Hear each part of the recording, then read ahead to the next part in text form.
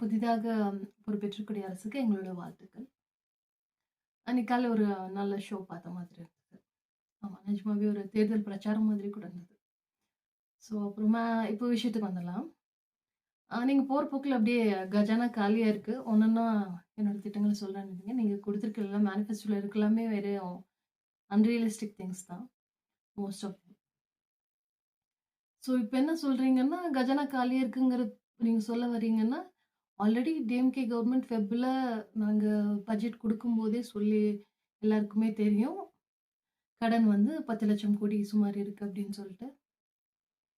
இது எதனால தமிழ்நாடு மக்கள் எல்லாருக்குமே தெரியும். அது ஈஸியா நீங்க வெப்சைட்ல போய் பார்த்தீங்கன்னா கூட, இது உங்களுக்கு மேனிஃபெஸ்டோ கிரியேட் பண்ணும்போது தெரியலான்னு தெரியல. ஸோ இவ்ளோ கடன்கள் இருந்தாலும், நாங்க வந்து கடன் உச்சி வரம்புன்னு இருக்கு. அதுக்குள்ள தான் இருக்கோம்.